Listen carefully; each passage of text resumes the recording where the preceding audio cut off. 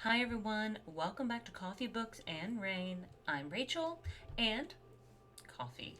And we've got overcast weather. It's been like misting rain, so you know what? We'll count it because we did have like a hurricane-ish situation kind of skirt our area. Now we didn't get it as bad as a lot of people, so super thankful for that. Also do have friends and family in the Florida, Georgia area, so if you do as well, I hope they are all good and I hope that everyone came out positively. Well, okay, in the best possible way on the other side. My mom does live in the Atlanta area and they were supposed to get some pretty like hard hitting stuff. And she said there was a lot of wind, but no real damage. So that was really good. And then I think by around noon on the day it came through, it, kind of started to clear out and people started to go shopping, which was kind of nice because I guess a lot of people got off work. And she works retail, so that's a good thing for her. I am rocking out my classic MTV t-shirt. Honestly, it's just a t-shirt that I found online, easy to find, but we're not talking about any of that. We're talking about books. And honestly, thank you so much for being here. If you've made it this far, I'm just gonna throw it out there to please like and subscribe because I hardly ever do that. And I just want to say thank you so much. We did hit 100 subscribers, which is phenomenal. That means, like, I guess people like listening to me talk about books, or maybe my reviews seem to resonate with people, which is really nice. It feels really good. So here very soon, I am going to be going through and putting like people's names, like my subscribers, into like one of those random name generators, like that'll pull out a name, and then I'm hoping to be able to reach out to them and give them a $25 Barnes & Noble gift card. That is my hope because since this is a book channel, that is what I am hoping to be able to give back for liking and subscribing. When I reach another 100 and we continue to go up, I can't do it for every 100, but I think as it continues to grow, hopefully I can continue to give back. Now, I don't make any money off this channel. This is just for funsies. I just really like books. I love reading them, reviewing them, and all of that sort of stuff. And I have a doozy of a book for you guys today. I ran across this book kind of by happenstance. It was not on NetGalley when I was first kind of going through to see what I might be able to find for November. Now, my October is going to be packed. Like, I think I have 15 to 17 books still, like, to be read, and I don't even know if I'm going to actually do a to be read episode for October because I have so many. So I may just do the content because I have enough episodes to be able to fill all of that in. But this book, I happened to see it. It was an audiobook on NetGalley, so again, do want to thank them for that. When I saw it, it gave me creepy Cinderella vibes, and I was like, hell yeah, here for that. And that is exactly what I got. It is called We Kept Her in the Cellar. And most people are going to know either the Brothers Grimm story of Cinderella, which can be a little morbid, and most people also may know the Disney-fied version, which is much more cutesy fancy, happy little mice scurrying around sewing dresses. And so both of those have been depictions in the past. And of course, there are a lot of adaptations for Cinderella. However, this is the first one that I have truly seen where Cinderella herself is an absolute monster. And I am not joking when I say this. This is not to paint her stepsisters in the right in the story. This is a completely different retelling of the story. This is a very dark, twisted reimagining of Cinderella. So please don't think that we're just trying to take Cinderella and just think about what if. No, this is a reimagining of the whole situation. So we are we meet Eunice and her sister, who are the stepsisters for Cinderella, and they're actually nervous but excited that they are getting a stepsister. Their father has passed. Their mom has kind of fallen on hard times. Has been selling a lot of their stuff, so the marriage to Cinderella's dad is going to be beneficial to pretty much both families. But Eunice, the older sister, is she is a little nervous but pretty excited. She's like, you know what, I think a sister would be kind of nice to have. And so Hortense, the little sister, is kind of excited too because she sees her bigger sister is pretty excited. And so as Cinderella and her dad pull up in the carriage, and again, Hortense and Eunice are pretty excited. They're like nervous, like as kids would be if you imagine them to be about 10ish years old, 10 to 7 maybe. I'm trying to like I don't remember their age range that was really depicted in the story because I just flew through it so fast. But they were younger when she came along, and upon meeting, I think Hortense, the younger one, did something excitedly to try to welcome her sister Cinderella. And Cinderella bit her, like literally chomped down almost to the bone on her hand. And so from there, things just don't really start going well.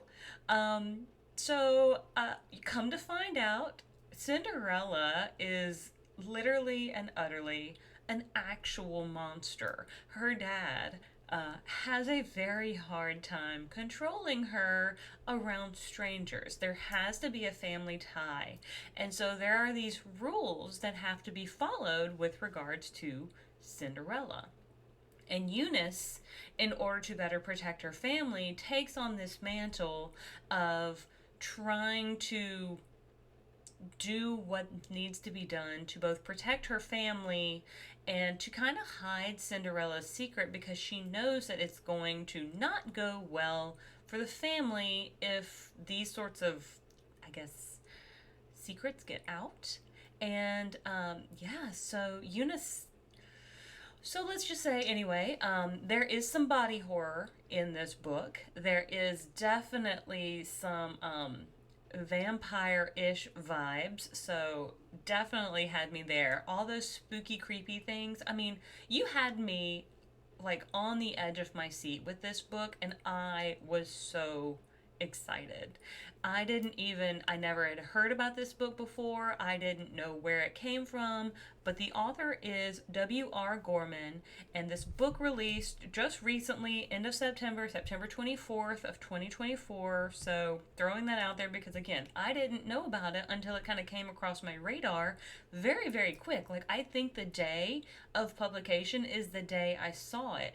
And I was like, that seems cool. So, without reading too much of the summary, other than it was a dark and twisted reimagining of Cinderella from the perspective of her stepsister, and it's perfect for fans of T. Kingfisher and Naomi Novik.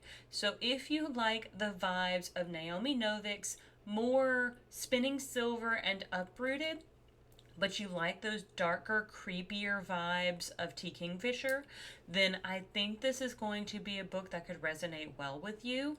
I know for me, it really did. It hit the spot and I could not stop listening.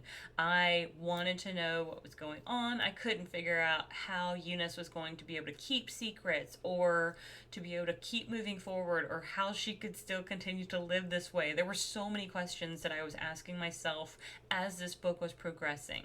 Again, remember, it's fantasy and it's fiction and it is young adult. But there is a little bit of body horror, so please be aware. We do have some entrails in trees, so to speak, that comes along, just to throw that out there as an example of what will happen. So if that is something that makes you a bit squeamish, maybe skip that page or chapter. It could be a little unsettling. I will read just a little bit of the summary. I'm not going to read the whole thing because I feel as though I've kind of given you a synopsis of the summary. But Eunice lives her life by 3 simple rules. 1. Always refer to Cinderella as family. 2. Never let Cinderella gain access to rats or mice. 3. Never look upon Cinderella between the hours of 12 and 3 a.m. Cinderella has dark and terrifying powers. As her stepsister, Eunice is expected to care for her and keep the family secret. For years, Eunice has faithfully done so. Her childhood flew by in a blur of nightmares, tears, and near misses with the monster living in the cellar, aka Cinderella. But then she befriends the handsome Prince Credence and secures an invitation to the ball. Eunice is determined to break free. So I'm going to kind of go ahead and stop there. There is a little more, and you're welcome to find it on Goodreads and other kind of book summary platforms or whatever, wherever you read your book summaries.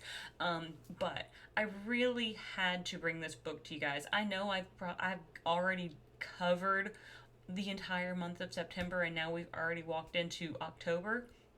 Weird. But I could not go without sharing this book with you guys. I think you guys completely understand that I love spooky, but I kind of like fun spooky. And this caught me in all of the best ways. And I think it's the fairy tale retelling, getting that different POV, felt familiar but different and new in ways that I really enjoyed. And it felt clever. And I like when a book feels clever, and because there's some people who kind of force different things, and there's a TV show out that some people were making some comments about that I was like, that doesn't make me want to watch it. So, but I had not read the books either, but I understand the books were designed for middle grade. So I like middle grade, but now after hearing the summary for the TV show, I was like, that sounds like a terrible book for middle grade to read with any sort of self-esteem issues. But anyway, we're not going there. We're just not. We're not going there. I grew up as an elder millennial, listening and watching MTV, so I already have plenty of self-esteem issues from people saying that Nicole Richie was like the fat friend, or that whatever. Like, there's so many different things from my childhood and high school days that shaped body image for me in general that are not positive things that I've had to work through, of course, as an adult, because that's what we do as an adult, is try to figure out where our traumas came from in our past. But I did get to go see one of my favorite bands last night, and they came out in 2000. But anyway, they used. So if I'm kind of channeling my emo vibe, I can go get my black beanie with my cat ears on it. I could put that on too if you want me to. But we're not here for emo reminiscing, I don't think. We are here for books. And again, this book is good. I really like it. I think it's worth the read. It's only about 300 pages in the hardback. It should be available in most local bookstores. Of course, you can probably request it if you don't find it, or you can find it online in probably most retailers there as well. And if you want to continue listening to my content, I do also participate in a podcast called Books Are Magical, available on most major podcasting platforms. And we try to put out currently 2 episodes a month, so it's like every other Tuesday. I've got one dropping on October 1st, which should be a book review of The Haunting of Hill House and its adaptations that have been in TV as well as movies. And I get to talk to my friend John, who's from California, which was really fun, and he does some things in film out in California, so I get to kind of have his perspective as well. With all of that being said, thank you so much for joining me on this journey of books and all these sorts of fun things. And again, I am going to be, in the next probably week or so, once just things settle down just a little bit, going through my subscriber list, like I said, tossing it into a random name picker kind of generator, and hopefully figuring out a way to reach out to the person that it pulls out and let them know that they have won the $25 Barnes & Noble gift card. Again, because that's what this channel is about. It's books, right? And then I want to know what that person gets, because I would love to know what the read was that they were excited to get. But anyway, thank you so much for joining me on this channel. Please like and subscribe if you've made it this far, and I will see you guys on the next page.